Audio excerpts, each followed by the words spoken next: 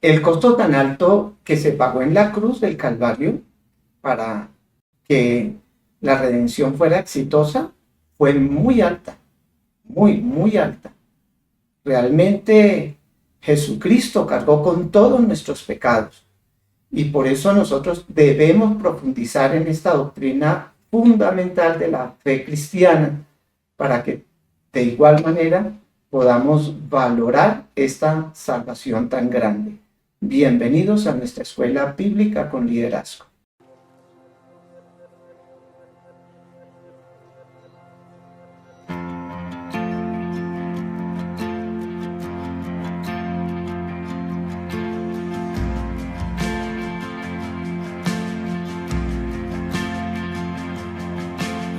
El Cordero que sufrió, traicionado fue.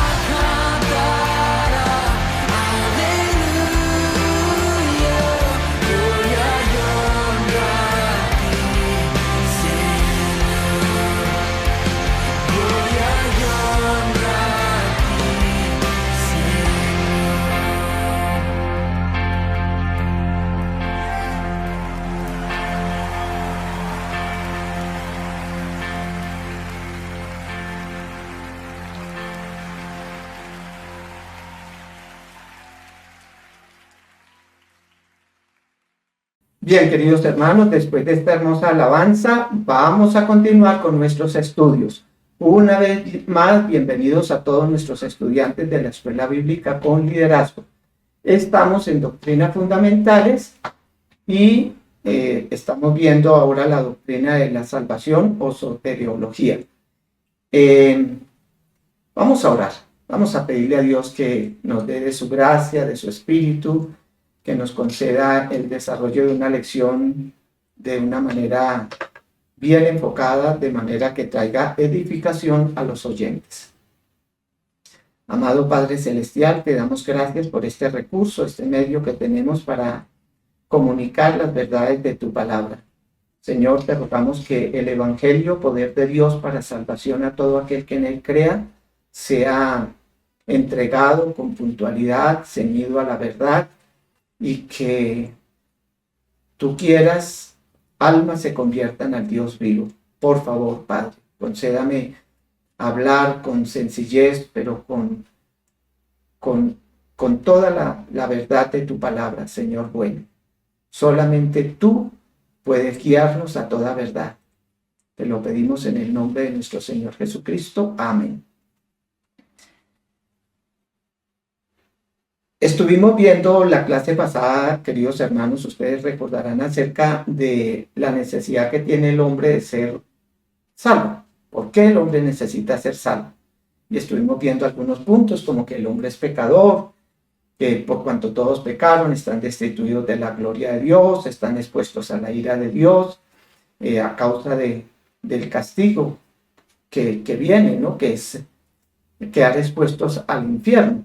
Y otros temas que estuvimos viendo, pues ustedes los pueden revisar allí viendo la clase pasada.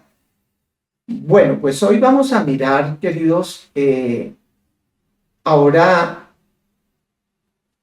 cuál actitud debe tomar el hombre, ya consciente de la necesidad que tiene tan importante. ¿Cuál es la solución de Dios para el hombre? ¿Y qué debe de hacer el hombre? Vamos a apoyarnos un poquito en Hechos capítulo 16, del versículo 17 en adelante, pero yo voy a hacer un rápido barrido de este capítulo para luego mirar algunos versículos de diferentes partes de la Biblia. Esta es la ocasión en que Pablo, en uno de sus viajes misioneros, llega a Filipos y allí se encuentra con una mujer llamada Lidia, ella es vendedora de telas. Pablo la encuentra allí en la orilla de un río, allí se están reuniendo algunas mujeres a orar. Esta mujer es temerosa de Dios, escucha a Pablo, quien llega allí y les comparte el evangelio. Y Pablo entonces está yendo a ese lugar para orar y para compartirles el evangelio. Cuando de repente empieza a salirles al encuentro una mujer, una muchacha divina, tiene un espíritu de adivinación. A propósito, pues la adivinación se apoya en espíritus inmundos, no tiene nada que ver con Dios. Dios nos presenta las cosas por venir por su omnisapiencia. Pablo se disgusta por la presencia de esta mujer que grita: estos son siervos del Dios Altísimo que vienen a anunciarles el camino de salvación. Pablo reprende a esta mujer y esto, pues por supuesto que este espíritu tiene que obedecer, sale y genera un ambiente entre los dueños de esta muchacha que ahora se levantan en contra del apóstol Pablo. Y te genera se genera allí un disturbio, que tienen que llegar las autoridades, cogen preso a Pablo y el magistrado solicita que lo pongan en el calabozo de más adentro, un lugar oscuro, un lugar maloliente, un lugar fétido.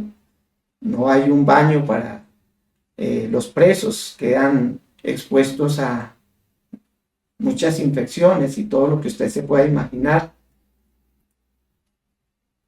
Pero la actitud de Pablo y Silas es que ellos allí se ponen a cantar alabanzas y empiezan a adorar y glorificar a Dios, de manera que todos los presos están escuchando.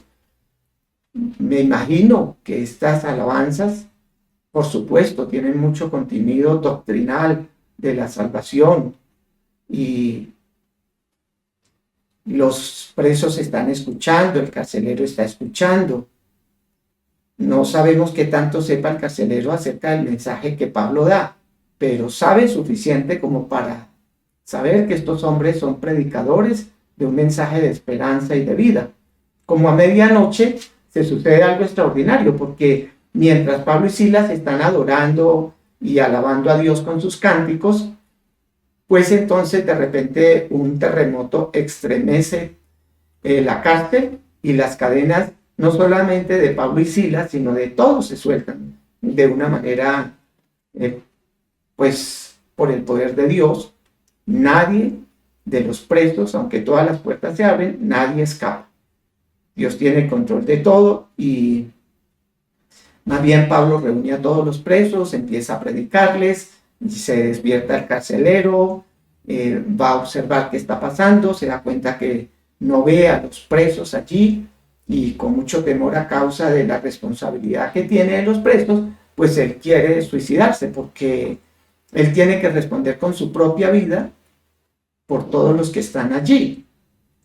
Pablo, cuando se da cuenta que el carcelero se va a suicidar, le grita y le dice: no te hagas ningún daño, que todos estamos aquí.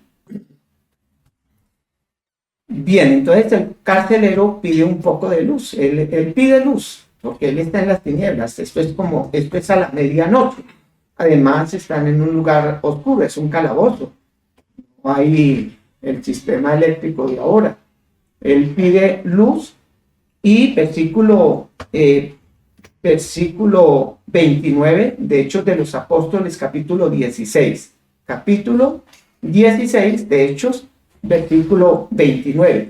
Dice que entonces, pidiendo luz, se precipitó adentro y temblando se postró a los pies de Pablo y de Silas y sacándolos les dijo: señores, ¿qué debo hacer para ser salvo? Bueno, este debe ser nuestro clamor.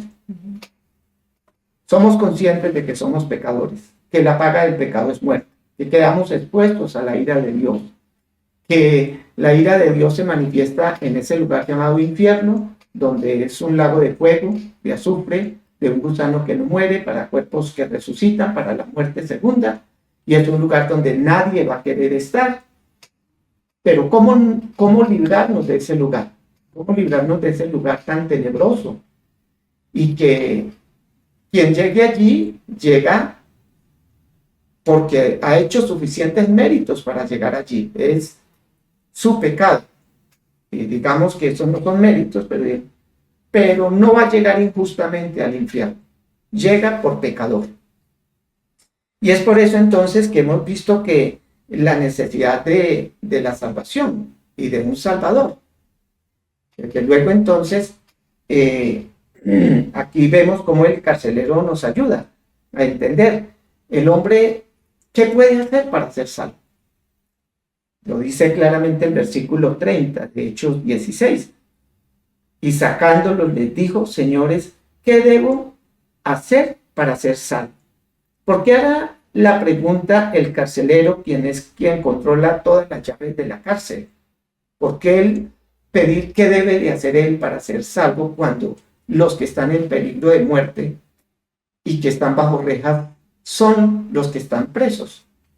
Bueno, entonces nos damos cuenta del peligro inminente en que se encuentra todo ser humano, no importa la condición en que se encuentre humanamente hablando acá en el contexto temporal de nuestro peregrinaje en esta tierra. En este caso, Pablo y Silas, que están presos, son tan libres y expresan su libertad de una manera tan hermosa, ¿no? Alabando, cantando a Dios, y todos le están escuchando, y ellos expresan su libertad de esa manera, a pesar que están no solamente en el cepo, en ese lugar oscuro, en el más húmedo, en el de más adentro, en el más caliente, pero además están con el cepo, que son unas maderas con unos agujeros donde apenas caben sus muñecas y sus pies, allá una posición muy incómoda, pero el carcelero siente ahora el peso de sus pecados y entiende que él está preso de su propia condición de pecador. Entonces él no habla de cómo ser salvo del peligro por el cual él se iba a suicidar, porque él se iba a suicidar a causa de que creía que los presos habían escapado. Él no habla de eso. Él habla de la salvación tan grande de la cual Pablo cantaba allí en la cárcel. Seguramente él estuvo escuchando de Jesús, del Salvador, del Redentor, del que entregó su vida para el perdón de los pecados. Sintió la culpa de sus pecados, se dio cuenta que estaba en un inminente peligro de una muerte eterna, una separación eterna. La evidencia de sus pecados quedó completamente al descubierto para él. Y ahora él pide más luz, él pide luz, no solamente por la luz, las tinieblas físicas que hay en el lugar. Él necesita luz para poder entender qué debe de hacer para ser salvo. Y sabemos que la salvación no es por obras, no es por obras, pero el hombre tiene una responsabilidad: o acepta o rechaza la obra redentora de nuestro Señor Jesucristo. Si el hombre rechaza la obra redentora, la muerte expiatoria de Cristo, su sangre derramada, por medio de la cual Él nos limpia de todo pecado, pues rehúsa al único medio que Dios provee para el hombre. Jesús es el camino, la verdad y la vida. Él dijo: nadie va al Padre sino por mí.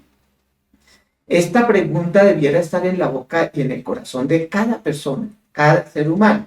De hecho, pues en un momento nosotros tuvimos que tomar una decisión, y tomar la decisión sabia, gracias a Dios, de volvernos a Dios a través de su Hijo Jesucristo, aceptándolo como nuestro Señor, o sea, dándole toda autoridad sobre nuestras vidas y aceptando su sacrificio.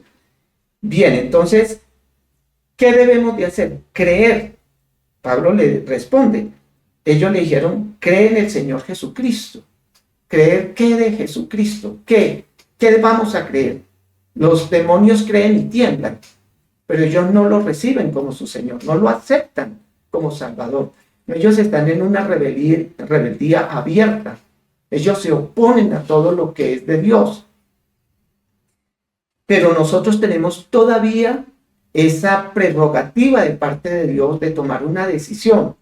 Estábamos esclavos de nuestro pecado, estábamos esclavos de Satanás, éramos enemigos de Dios, pero se nos da una oportunidad mientras estemos aún aquí en la tierra. Por eso, ojo para cualquiera que esté ahora mismo conectado y que no tiene la seguridad de su salvación, porque por supuesto no ha recibido a nuestro Señor Jesucristo como su Salvador, o porque se ha acostumbrado a una vida religiosa, pero sabe que aún sigue esclavo de malos hábitos, de cosas que la misma conciencia le está diciendo: usted sigue siendo un pecador con religión. Creer en Jesucristo, creer en quién es Jesucristo. Jesús fue enviado por el Padre. No estamos hablando de un personaje histórico que apareció en un momento crucial de la historia de la humanidad. Estamos hablando de Jesucristo, el enviado de Dios el Padre, conforme habían profecías de él acerca de 1500 años, hablándose acerca de un redentor, de alguien que vendría al salvar a la humanidad. Es creer en el cumplimiento profético y creer que en Jesús se cumple toda esa profecía y que por lo tanto Él es el Cordero de Dios que quita el pecado del mundo. Y creyendo en Él y en lo que Él hizo, en su muerte redentora y en su resurrección triunfante, es que el hombre puede ser salvo. Entonces podemos decir que la base de la salvación es Cristo mismo. Sin Él no hay salvación. Por supuesto, cada vez que hablamos de Cristo, hablamos de la Trinidad completa. Y cuando hablamos de la Trinidad, hablamos de tres personas distintas, un solo Dios verdadero. El plan de la salvación se diseñó en la eternidad y se ejecutó hace cerca de 2000 años, donde Jesucristo, Dios el Hijo, se hizo hombre, tomó un cuerpo nació humilde allí en un pesebre, siendo concebido previamente en María, ella estando en su estado de virginidad, concibió por obra y gracia del Espíritu Santo, nació como nacería un cordero dispuesto para el sacrificio y finalmente fue sacrificado allí en la cruz del Calvario. Entonces, si Jesucristo mismo es la base de la salvación, es su vida, es su ministerio, es su sacrificio el que tiene el poder para salvarnos. Y vamos a considerar algunos textos para entender por qué Jesús, su muerte, es suficiente para nosotros. Porque el que murió en la cruz del Calvario fue crucificado con otros dos que estaban a su lado, uno al lado y lado, pero la muerte de esos pecadores allí no podemos clamar a ninguno de los dos, aunque uno se haya arrepentido. Esa muerte de ellos no es una muerte sustituta para nosotros. Seguramente ellos llevaron una pena muy similar, digamos, en el sentido que ellos fueron flagelados y todo eso, pero ellos justamente estaban siendo sometidos a ese castigo. Pero Jesús fue sin pecado, sin mancha. Él fue completa y totalmente inocente, así lo dijo Herodes. Así lo dijo Pilatos. Ellos decían, no encontramos en él ningún motivo para condenarlo a muerte. Es más, procuraban soltarlo, pero la turba judía exigía que se le crucificara.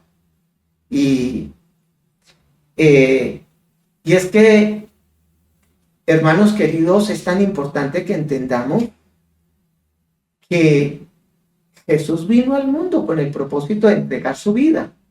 ¿Sí? El hombre se ensañó sobre la persona de nuestro Señor Jesucristo y nosotros, la humanidad, a menos de que nos arrepintamos, seremos culpados y seremos responsables de esa muerte allí en la cruz del Calvario, de la forma en que nosotros, los seres humanos, nos ensañamos sobre la persona de Jesús. Aunque Él dijo, a mí nadie me quita la vida, tengo poder para ponerla, tengo poder para volverla a tomar.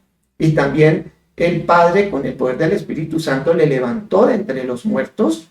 No por eso el hombre es inocente a causa de la atrocidad que se cometió contra nuestro Señor Jesucristo. Pero no fue el juicio del hombre que se hizo sobre Jesús el que hace que su muerte sea meritoria, sino es el acto de él entregar libre y voluntariamente, conforme al propósito del Padre, que el justo pagara por los pecadores y el inocente por los culpables. Esta muerte es única. Es única porque es Emmanuel, es Dios con nosotros hecho hombre, el que decidió llegar hasta la cruz y decidió dar su vida y derramar su sangre para que cada uno de los que creamos en él podamos ser salvos, por cuanto él cargó con nuestros pecados. Dice en Lucas 19:10, porque el Hijo del Hombre vino a buscar y a salvar lo que se había perdido. Él vino con un propósito claro. Él vino a buscarnos. ¿Y cuántos de nosotros estábamos perdidos? Pues ya lo vimos, ¿no? Todos. Pero porque no todos son salvos, porque no todos reconocen a Jesús como su Señor y su Salvador. Hechos capítulo 4 y versículo 12 dice, y en ningún otro hay salvación, porque no hay otro nombre bajo el cielo dado a los hombres en que podamos ser salvos. Esto como un preámbulo, porque la muerte de Jesús es pero tan importante para que realmente Él llegara a ser nuestro Salvador. Y es que este texto lo dice, y en ningún otro, mire, en ningún otro, no hay ningún otro, no estamos hablando de Moisés como nuestro Salvador, de Pedro o Pablo o Juan, o de los 12 unidos, no son los mártires, no es algún profeta de otra religión, no son los esfuerzos humanos, dice la Biblia categóricamente, en ningún otro hay salvación. Entonces ya estuvimos viendo que la salvación le pertenece ¿a quién? A Dios. Y Él dice, en ningún otro hay salvación. Porque no hay otro nombre, no hay otra persona, no hay otro con la autoridad bajo el cielo dado a los hombres. Entonces acá se nos habla de que Dios dio a los hombres el Salvador. Es maravilloso, hermanos.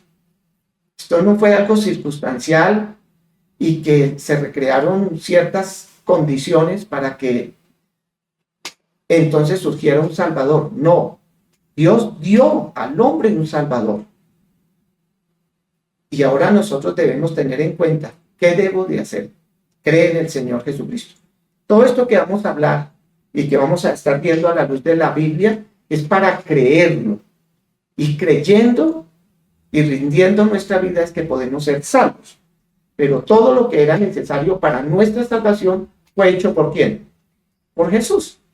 El creer no es lo que me salva, es creer lo que Jesús hizo, es creer lo que Él ya cumplió y lo que Él ya ejecutó para nuestra salvación. Entonces, no hay otro nombre bajo el cielo dado a los hombres en que podamos ser salvos. No hay otro recurso, no hay otro medio, no hay otro esfuerzo, no hay nada que yo pueda hacer, no hay un sacrificio, no se trata de que yo suba Monserrate de rodillas o me ponga puntillas en los pies y camine 2 millas. No hay nada que yo pueda hacer para mi salvación. No hay otro nombre, no hay otro medio. En ningún otro hay salvación. Escuchemos, en ningún otro hay salvación, porque no hay otro nombre bajo el cielo dado a los hombres en que podamos ser salvos. Entonces, Jesús es la base, Jesús es el medio, Jesús es el camino, Jesús es la verdad, Jesús es todo lo que requerimos para nuestra salvación. Y Juan 3:16 vuelve y nos recuerda, como ya se lo dijo Pablo al carcelero, de alguna manera indirecta, porque de tal manera, dice Juan 3:16, porque de tal manera amó Dios al mundo, que ha dado, que ha provisto, que ha entregado a su Hijo unigénito.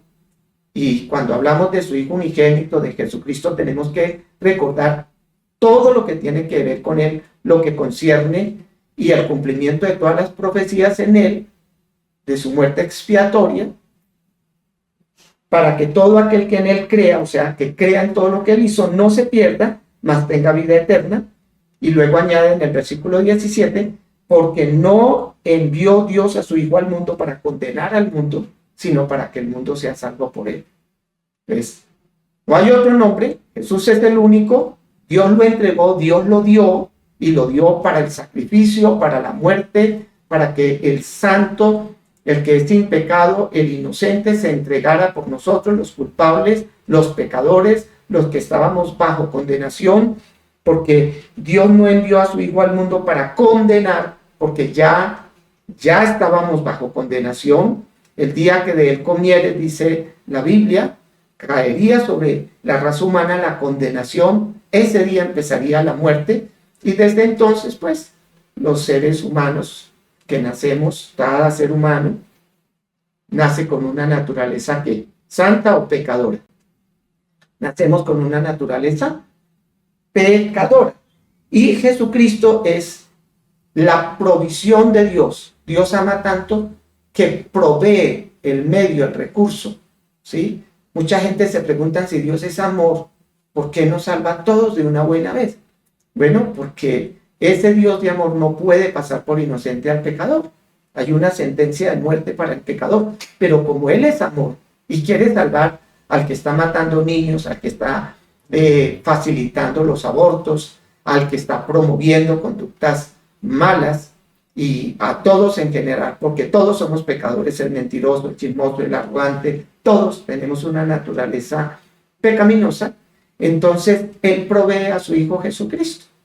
Jesús es Dios eterno, coigual al Padre, pero que se hizo hombre, nació humilde en un pesebre y murió allí sacrificado en una cruz.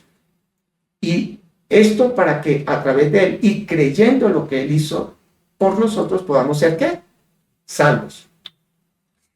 Entonces, este costo de nuestra salvación para librarnos de la ira de Dios que pesa sobre la humanidad es el que pagó Cristo. Nosotros no podemos cubrir ese costo. La Biblia dice: la paga del pecado es muerte. Así que Él va a morir. La paga, la consecuencia, el fin último de nuestro pecado es la muerte. Por eso Jesús toma un cuerpo para morir en lugar nuestro, ocupando nuestro lugar. Filipenses 2, del 5 al 8 dice: haya pues en ustedes este sentir que hubo también en Cristo Jesús, el cual siendo en forma de Dios, no estimó el ser igual a Dios como cosa que aferrarse, sino que se despojó a sí mismo, tomando la forma de siervo y hecho semejante a los hombres, y estando en la condición de hombre se humilló a sí mismo, haciéndose obediente hasta la muerte, y muerte de cruz. Su muerte se hizo obediente. ¿Obediente a quién? Al Padre. Había una maldición sobre el que fuera colgado en un madero. Maldito todo aquel que sea colgado en un madero. Esa maldición venía porque se colgaría en el madero a esas personas que cargaban ese sinnúmero de pecados y se convertían como en un escarmiento para los demás. Jesús cargó con la maldición del ser humano. Por eso Él murió. La Biblia dice, la paga del pecado es ¿qué? La muerte. Jesús pecó. Podemos decir, claro, con toda tranquilidad, Él fue sin pecado. ¿Por qué si fue sin pecado murió si la paga del pecado es muerte y Él no pecó? Porque Él se humilló a sí mismo, haciéndose obediente para poder tomar nuestro lugar y podernos salvar. Tenía que morir en nuestro lugar. Así que Él no murió por pecados propios. Él murió por nuestros pecados. Él murió por nuestros pecados. Escuchemos. Él murió por nuestros pecados. Y al asumir la responsabilidad de nuestros actos, tuvo que sufrir la sentencia de muerte de Dios el Padre. Por eso les decía, no es que el juicio del hombre fue el que trajo la muerte de nuestro Señor Jesucristo, fue la sentencia del Padre. El Padre juez justo. Jesús toma nuestro lugar y Jesús dice, si es posible, pasa de mí esta copa, pero si Él quiere la salvación, Él se humilla, es obediente, llega hasta la cruz y el Padre da la espalda al Hijo, hasta el cielo se oscurece y Él dice culpable. Y al decir culpable, Él toma nuestro lugar y Él muere en nuestro lugar. Todo el peso de nuestros pecados es sobre Él. Hay tanto pecado sobre la vida de Jesús que hasta se oscurece el panorama allí bíblico en ese momento. Todo ese lugar queda en tinieblas a causa de la magnitud del peso de nuestros pecados sobre la persona de nuestro Señor Jesucristo, diciendo, le he dado la espalda a mi Hijo para la salvación de todo el que crea en esa muerte expiatoria. Pero como Jesús tiene vida y vida en abundancia, pudo vencer la muerte, pudo llevar en ese lapso de tiempo nuestra muerte eterna, que era separación con el Padre. ¿No? La paga del pecado es muerte eterna, es una separación eterna. Jesús muere y queda separado del Padre, literalmente queda separado, queda expuesto a toda la ira de Dios. Recuerda que habíamos dicho que el hombre necesita ser salvo a causa de que la ira de Dios está sobre él. Pues toda la ira de Dios es sobre Jesús y sobre él hay sentencia de muerte. Y este es un momento terrible. Y ahora hay dos cosas para el ser humano. Si acepta a Jesús como su Salvador, recibe todos los beneficios de esta salvación tan grande, de la que no nos avergonzamos. Pero si lo rechaza, se hace culpable, entre otros, de casi que estar gritando, crucifíquenlo, crucifíquenlo, al único que podía salvar. Qué terrible, ¿no? Por eso cada uno de nosotros debemos considerar muy bien nuestra posición respecto a Jesús. Entonces Él se hace obediente hasta la muerte, obediente porque hay un plan de salvación. Él dice, si es posible, pero hágase tu voluntad. La voluntad del Padre es salvación para nosotros. De tal manera amó Dios al mundo. El Hijo amado, el Hijo tan amado, dice, si es posible, si hay otra forma si puedo lograr salvación para la raza humana de otro modo, hay otro camino, lo dice en su angustia, lo dice en un momento muy terrible de su ministerio, pero el Padre dice, no hay otro camino, tienes que llevar la culpa, y entonces ahí es que se va a definir todo. Entonces, queridos hermanos, este costo que Jesús está llevando allí también tiene que soportar todo ese dolor físico que durante todas estas obras previas a su crucifixión él fue sometido, él fue tomado preso, él fue golpeado, fue humillado, fue obligado a cargar la cruz, fue clavado en ella y levantado para sufrir una muerte horrorosa. Eso es parte de las consecuencias de nuestro pecado, la humillación, el ser sometido a un juicio. Y Jesús fue sometido como si hubiera sido un criminal, como si hubiera sido la peor lacra del mundo. Y es que Él llevó nuestra culpa. Él llevó nuestra culpa. Por eso cuando fueron a buscarle, le dijeron, ¿a quién buscáis?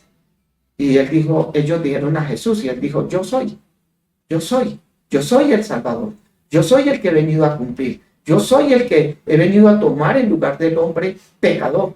¿Y qué pasó? Entonces él se expuso a ese dolor físico, pero no es ese dolor físico el que nos salva. Finalmente, hace parte de su ministerio en su crucifixión, en su vía crucis, digamos. Pero esa flagelación y todo esto, hay mucha culpa del hombre sobre algo que se hizo sobre el inocente. Sería la sentencia final, la de Dios el Padre, y la separación eterna, que es verdaderamente lo más terrible acá, porque muchas personas mueren de maneras muy terribles, pero eso no les salva. Pero él fue golpeado y humillado por causa nuestra, ¿sí? Qué bonito que podamos ahora, casi 2000 años, poder ver todo esto y creerlo, recibirlo, aceptarlo. Muchos de sus discípulos que estuvieron en ese tiempo lo vieron y luego creerían cuando él resucitó. Pero nosotros hoy tenemos que creerlo, porque la vida de Jesús es un hecho histórico que no puede ser negado, y el cambio que él ha hecho en millones y millones de personas atestiguan que él es Salvador. Isaías 53 del 3 al 6, leo 3 y 4, despreciado y desechado entre los hombres, varón de dolores, experimentado en quebranto, y como que escondimos de él el rostro, fue menospreciado y no le estimamos, ciertamente llevó él nuestras enfermedades y sufrió nuestros dolores, y nosotros le tuvimos por azotado, por herido de Dios y abatido, mas él herido, versículo 5, mas él herido fue por nuestras rebeliones, molido por nuestros pecados, el castigo de nuestra paz fue sobre él, y por su llaga fuimos nosotros curados. Entonces él llevó en su humanidad el juicio que se podría hacer sobre un pecador, ¿sí? Él sufrió todo lo que yo debiera de haber recibido, y él lo hizo por mí. Él quedó tan desfigurado, con una apariencia de cualquier otra cosa menos de Dios, del Hijo de Dios, del cual cuando Herodes escuchó que la esposa le decía no tenga nada que ver con ese justo, y luego le dijeron los judíos, porque él se dice ser hecho, porque él dice ser hijo de Dios, entonces Herodes se estremeció y quiso hablar nuevamente con él, pero en este momento él está tan estremecido, él está tan desfigurado que la gente le menosprecia, y se imaginan, ¿realmente esta persona puede ser el Hijo de Dios? ¿Realmente? Bueno, pues él fue abatido, fue despreciado, fue flagelado, y todo eso para llevar nuestros dolores, nuestras enfermedades, y por su llaga fuimos curados finalmente de la herida mortal que nos dejó el pecado. Sí creemos, cree en el Señor Jesucristo y serás salvo. Si no se cree, este costo también tuvo que sufrirlo nuestro Señor a causa del pecado del hombre. Dice que en 2 Corintios 5:21, Al que no conoció pecado, por nosotros lo hizo pecado para que nosotros fuésemos hechos justicia de Dios en él. Jesús no conoció pecado. Es decir, no tuvo ningún vínculo, ningún acercamiento, ni siquiera tuvo una provocación. Dios no puede ser tentado. Como hombre, Satanás quiso provocarlo hacia pecar, pero él no tuvo como allí una inclinación entre peco, no peco, entre lo hago, no lo hago, entre convierto esas piedras en pan o no.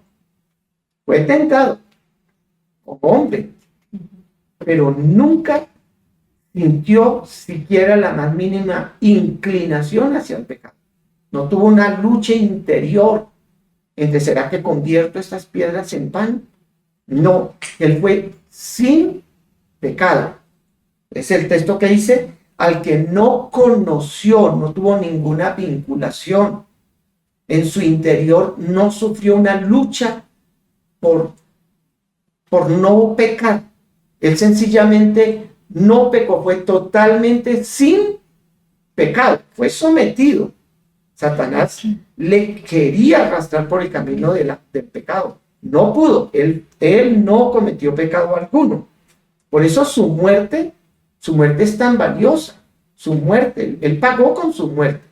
Jesús pagó con su muerte el pecado nuestro, para que nosotros fuésemos justificados a través de su muerte delante de Dios. Por eso Él es nuestro sustituto, porque aunque Él no pecó, sí pudo cargar nuestros pecados. Porque si Él siquiera se hubiera sentido inclinado a pecar, esa inclinación ya lo haría pecador.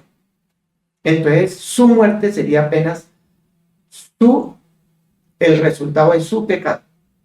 Entonces recordemos, Jesús es total y absolutamente santo, santo, santo, aún en su naturaleza humana. Él fue sin pecado. Como hombre, Él es santo, santo, santo, sin mancha, sin arruga, total y completamente inocente. No hubo nada en Él. Nadie lo pudo señalar de nada, absolutamente de nada. Por eso, solamente por eso, es que Él es el único camino, verdad y vida, porque Él no pecó y porque Él sí pudo tomar nuestros pecados y presentarse delante del Padre. El costo que Él tuvo que pagar también para esta salvación es que sufrió el abandono del Padre, que ya vimos un poco. En esos momentos finales, el Señor Jesucristo sufrió esa separación del Padre, lo leemos en Marcos 15:34, y a la hora novena Jesús clamó a gran voz diciendo, Eloi, Eloi, lama sabactani, que traducido es, Dios mío, ¿por qué me has abandonado? ¿Y cuál será la respuesta a esta pregunta? ¿Qué hizo Jesús? La respuesta es, por ti y por mí. Por cada uno de nosotros Él sufrió el abandono del Padre, porque Él tuvo que darle la espalda a nuestro pecado. Él no puede tolerar nuestro pecado. Él no es un juez que te está dejando negociar, chantajear, untar de mermelada para nuestra salvación. No. Él ve el pecado en su Hijo y tiene que dar una sentencia. Si Jesús, libre y voluntariamente, en una absoluta obediencia, decide venir a salvarnos, al ser puesto toda la maldición de nuestro pecado sobre Jesús, el Padre tiene que dar una sentencia sobre su Hijo y Él es inflexible frente al pecado, culpable. Jesús sufre el abandono del Padre. Jesús siente el abandono. Ustedes no logramos dimensionar lo que significa esto. Lo que significa la separación con el que es coeterno con Él. Y como experimentar esa separación, casi que toda la furia de Dios en el infierno sobre Él. Todo lo que significa estar eternamente separado de Dios el Padre, de la santidad de Dios en ese lago de fuego, sufrirlo Él, porque esa era nuestra condenación, pero como les digo, y luego también como base tenemos su resurrección, que esa expiación fue tan satisfactoria a los ojos del Padre, que luego Él le regresaría a la vida. Entonces él sufrió el abandono, por eso es que su muerte es la muerte expiatoria. Juan 19:30 dice, cuando Jesús hubo tomado el vinagre, dijo, consumado es, y habiendo inclinado la cabeza, entregó su espíritu. Vea, en este momento crucial de su muerte, él entregó, él declinó, él murió, él estuvo sepultado, totalmente desfigurado. No es como que recibió un golpe, es que a él lo flagelaron hasta el cansancio, lo sometieron a llevar una terrible cruz. Eso no es lo más terrible. Lo más terrible es que sufrió el abandono, pero su muerte es total y absolutamente segura. Él fue desangrado. Él derramó su sangre porque sin derramamiento de sangre no hay expiación de pecados y en la sangre está la vida. Él derramó su sangre por ti y por mí. Tenemos la necesidad de la salvación, pero tenemos que saber que solamente en Jesús hay salvación y Él recibió el castigo divino que merecíamos nosotros. La ira de Dios entonces se derrama sobre nuestro Señor a causa del pecado de la humanidad. Cristo experimentó entonces la condena, y acá hay un misterio. ¿Por qué? Un misterio ya revelado. ¿Por qué? Porque Jesús fue condenado a esa separación eterna, pero a causa de que Él fue sin pecado, Él pudo cumplir esa sentencia y resucitar. ¿Cuántos damos gloria a Dios? Es maravilloso que nosotros hemos sido librados de una muerte eterna, de una separación eterna. Por eso no podemos descuidar una salvación tan grande. Por eso decimos, no me avergüenzo del Evangelio porque es poder de Dios para salvación a todo aquel que en Él cree. Ya Jesús recibió la ira de Dios para que nosotros ahora tengamos vida en Él. Nuestro Salvador entonces sufre esa condenación para que nosotros pudiéramos convertirnos en parte de esa familia de Dios. Creemos en Juan 1:12, mas a todos los que le recibieron, a los que creen en su nombre, a todos los que creen lo que Él hizo por nosotros, entonces ahora nos da la potestad de ser hechos hijos de Dios. Es su muerte. Indiscutiblemente, sin su muerte no hay salvación. Si Él nace humilde en un pesebre y hasta carga la cruz y finalmente clama al Padre para que mande una legión de ángeles y lo defienda, no hay salvación. Si Él no experimenta el abandono del Padre y la sentencia del castigo de separación, no hay salvación. Pero como sí lo hubo, ahora a los que le reciben, a todos los que le aceptamos como nuestro Señor, se nos da la potestad, el derecho de ser hechos hijos de Dios, no por voluntad de hombre, sino por voluntad de Dios. Segunda de Corintios 5:21 dice, al que no conoció pecado, por nosotros lo hizo pecado, para que nosotros fuésemos hechos justicia de Dios en él. Entonces, estamos viendo ahora pues el castigo divino que se ejecutó sobre Jesús, ¿no? El castigo, no solamente el costo, sino también el castigo que el que no conoció pecado se hizo pecado por nosotros. Prácticamente el pecado se materializó en Jesús. Y para que nosotros ahora, libres de ese pecado, quedemos justificados en Él. Y sobre esa base del sacrificio perfecto de Cristo es que los que creen ya no están bajo la condenación de Dios, como lo dice Romanos 8:1. Ahora pues ninguna, escuchemos esto, ahora pues ninguna condenación hay para los que están en Cristo Jesús, los que no andan conforme a la carne, sino conforme al Espíritu. Entonces, ¿cuánta condenación hay para los que están en Cristo Jesús? ¿Cuánta condenación? ¿Un 10%? ¿Un 20%? La Biblia dice que la ley dice no codiciarás, pero que si yo codicio me hago y cometo ese pecado me hago culpable de toda la ley. Entonces, ¿de cuántos pecados soy librado yo? De todos. Y ya no hay ninguna condenación, pero ya no andamos conforme a la carne, sino conforme al Espíritu. ¿Por qué? Porque ahora el Espíritu de Dios mora en nosotros. Si yo he sido salvo, he sido rescatado, no solamente de la muerte eterna, sino que he muerto con Cristo, he recibido una nueva naturaleza. Eso hace parte de los beneficios de la salvación y ahora tengo una novedad de vida. Ya no ando conforme a la carne. O si ando conforme a la carne, pues no he sido salvo porque no he creído en el unigénito, no lo he aceptado, no he permitido que Él me dé una nueva naturaleza, no soy hijo de Dios. Por eso ando conforme a la carne. Pero si ya lo recibió, ando conforme al Espíritu, ya no hay ninguna condenación. ¿O ignoráis que vuestro cuerpo es el templo del Espíritu Santo? Dice 1 Corintios 6, 19 y 20.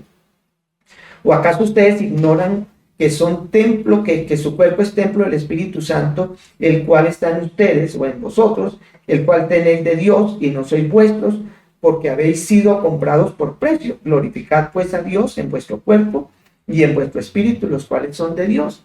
Hermanos queridos, pues entonces acá nos damos cuenta que el castigo que se ejecutó sobre nuestro Señor Jesucristo realmente fue aceptado y que ahora somos templo del Espíritu Santo, somos salvos, ya no hay el peso de la condenación. Somos salvos ¿cuándo? Ahora, ya, desde el mismo momento en que aceptamos a Cristo, ya gozamos, es un regalo que debemos recibir. Señores, ¿qué debo de hacer para ser salvo? Cree en el Señor Jesucristo. ¿Y qué va a pasar? Serás salvo. ¿Cuándo? Ahora. Entonces, si hemos recibido ese regalo, la Biblia dice en Juan 1:12, más a cuantos le recibieron, a los que creen en su nombre, les dio la potestad de ser hechos hijos de Dios.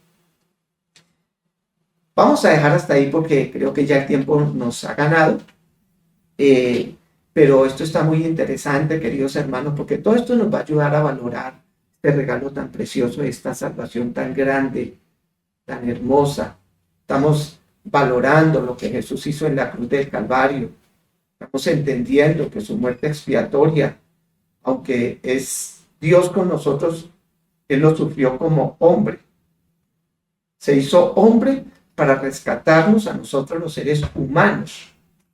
Hombre para salvarnos a nosotros.